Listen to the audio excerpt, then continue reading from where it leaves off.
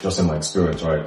I do not have a lot of experience in the market right now, but in the 3, 4, 5 years that I've been reading about the Nigerian Stock Exchange market and seeing how the regulations have gotten better over the years, especially in the past 2 years, the regulations have been, perfect. There's still more work to be done, but we cannot complain. As Nigerians, any improvements we have to celebrate it like crazy because there was a time when there was none. So the quick one is, what happens in January usually is you see investors take out their monies and then try to redirect those investments into where the government of the day is heading towards. So whatever policies, whatever direction, in terms of development, advocacy, health plans, education-wise, defense-wise, wherever the government is heading, that's where investments would also, follow suit, because that's how you make maximum returns of profit from your investment, basically. So in the past years, what happens in January? So January is people take out their either the profit or the entire investment or revenue or dividend or whatever the case may be, and then in January they'll try to redirect it.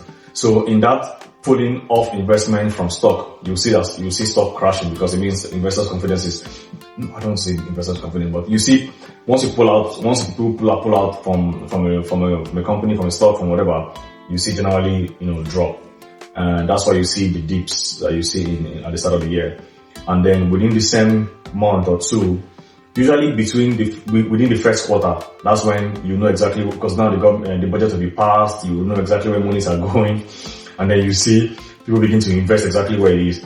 But for Nigeria, it's a little bit easy to predict, because in terms of stocks like Dangote Cement, BUA Cement, Lafarge, they'll always be solid, because development is constant, it's consistent, because we're a developing country, so that development trajectory is always, heading where it's supposed to be.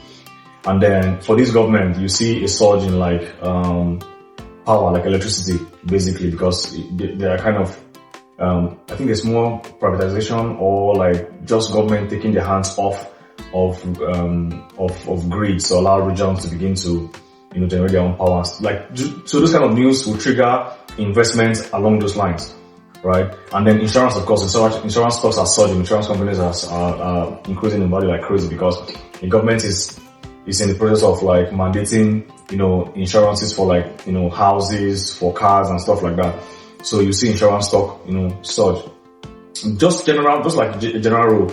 So for me, over the years, is I use the same rule in my personal life. So if I'm trying to buy clothes for rainy season, I'll probably buy them during the dry season, because they're not on sale. Nobody's even looking for them at that point. So they'll probably just want to give it out without even thinking of how much it was bought for in the years before, whatever, because that's not what is not trending, but that's not what is on the top shelf right now, right? Same way, if you're trying to buy clothes for the dry season, you buy during the wet season, because at that point people just want to give it out and restock what we have for the dry season. The same thing for summer, winter, and whatever. Just buy the season before, or just when winter is closing, right? Once winter is closing, summer is coming, winter close they'll want to ship it off. So you buy them then, so that when winter comes, you're ready for winter. The same thing for summer. At the start of winter, you see that summer clothes will be shipped off, they're trying to push them out in clearance sales. That's when you buy your next summer clothes. Again, this is super head advice, but that's basically what I do. It works. The same thing with stocks. So it's buy when it's low. And when is it low? When it's the start of a new year, when there's the end of a year report coming. For instance, even in the US stock exchange market, right? You see that stocks will begin to have some kind of fluctuations when there's an annual meeting coming. They're closing the year, they're starting the year. Just those kind of news. But because you don't have the time to follow those things, step by step, you just generally buy when it's low. Buy when it's low, buy when it's high, just keep buying. So as long as you're not trading. So this is not for people who trade. Trading that's a different ball game. This is just long-term investment. Just keep putting. That's how I'll say it. And I follow the general rule of thumb from Professor Scott Galloway. Love the dude. He's an amazing person. Super, super brilliant. Super, super intelligent. His consciousness, the way he's aware of the world and where the world is going, and the understanding of his purpose in the world, in shaping the world or leaving the world better for his boys, he's always saying, or just for the next generation in general, is super, super inspiring for me. And I mean, he always gives credit to his team members. So shout out to the team, Professor Scott Galloway's team. You guys are doing an amazing job. He always gives credit to the team. So, but yeah, that's how you know somebody, that's how you know a great person, who is very purpose driven. It's inspiring. But so there's a video I saw last year about Scott Galloway when he gave a talk. I think I don't know if it was a TED. I don't think so. But basically he was saying that when he got into the stock exchange market from when he was young, like Apple stocks or whatever stocks were like maybe $7, $11, they were so low. And then think about what it is right now for us. It's about $200 plus. The same for Amazon, for like any of the major stock, they are like times whatever it used to be. So I just took that advice and I just replicated it to the Nigerian market to say that like stocks are, I don't want to call them cheap, but they are very low right now. Like GTB stock is below 100 naira per share. UBA, whatever, they are below 50. Access Bank is below 50. Like all of these stocks, options or shares are just for the taking right now. Right? I mean, it does make sense because our minimum wage is 77,000 naira, which is like less than $40. So of course, our stock option has to be affordable for the citizens or for the continent or for the citizens, for the masses, basically. However, if you have access to earning in quote unquote foreign currencies, right, it's a great opportunity for you to just like double up your purchases, because now you have more economic power to buy within the economic power of the country that, of your country and stuff like that. That's how I'll think about it.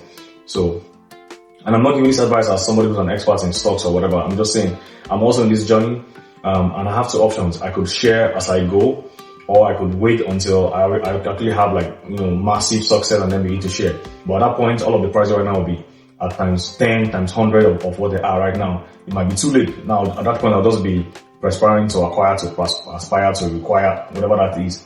But to have the courage to share while you're on the journey, I don't know. That's the credit I'm giving myself to have the courage to share while you're on the journey. Even just last night, I was on a call with my friend, Dr. Thomas Mago, and he downloaded Bamboo through my referral link. And I kid you not, he has more investment in Bamboo than I have. I've been on Bamboo for maybe 4 years. He got in August 2025, and he already has more investment on Bamboo than I do. Like, it was so beautiful. I'm like, damn. Like, I like the fact that it's just beautiful. So he's following all I'm putting out more than myself. I'm the biggest joke on the planet. I'm not even kidding. And of course, I can be super, super naive, and I'm humble enough to have to admit it. Like, I don't know the things that I don't know, but I believe in things that I know so much that I would want to share with the world to just follow that trajectory. And his returns are amazing. Like the fact that you could tell somebody, you could show somebody what to do or how to do something, and they have success. Like, job well done for me. Also, shout out to Quintina Ofem. The same thing, she downloaded Bamboo last year as well under my referral link. She's on fire. On her status, she said, how much is Abuja? I want to buy Abuja. Because she makes some returns from like that stock or whatever. I'm like, guy. Anyways, and then there's Steven also, who's also doing well. I think there's like 3 or 4 people who are several people have signed up and downloaded Bamboo under my referral link. But people who have gone on to like, make a deposit or invest, incredible. Like I give you guys your flowers. And okay, the other thing I was going to say, the last thing I was going to say is, so I read market briefs almost every morning, right? It's a newsletter subscription, and again, it's about the US market generally. But once I read market briefs, I just kind of apply it to the Nigerian market, like to the industries, to the different sectors, and just follow the template, follow the blueprint, right?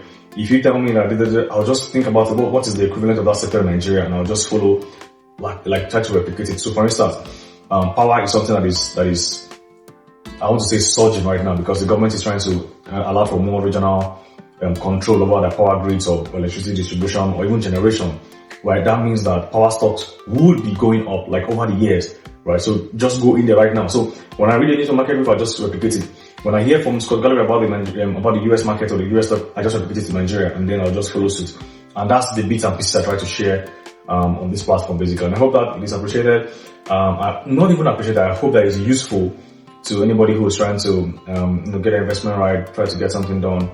And in the next 5, 6, 10, 20, 30 years, God's given, like, we're still here and alive and well and stuff. That's when, not like that's when you're going to see the result, but that's when you would know if the gamble or the risk that you took, is worth it versus what the opportunity cost is, that you'd have done alternative to investing. But that's everything I wanted to say today. I'm trying to hold myself accountable to put out content every day, to put out pieces of information or videos every day, just about something that I've learned, something that I know, something that is worth sharing, basically, not just content. I don't know why I said that, but like I say, ideas worth sharing from TED. So every day I want to try to ensure that I put out an idea that is worth sharing. I'm out here and just build that consistency and share with the world what I'm doing, basically. And they will cut across. I mean, the name of the podcast is My Friends and I. So they will cut across what my friends are doing, what I'm doing, what we are doing together, and just life experiences from my own experiences. I have a friend coming in next week. We'll probably do a video together and just talk about some of these things as well, and then we'll see how it goes. So wish me luck. And sincere apologies. I'm trying to make this video quick, so this is not my usual angle. I will try to readjust. I'm moving into a new apartment, so everything is still scattered, it's still unorganized. So as soon as I get my groove together, we'll go back to what you're used to.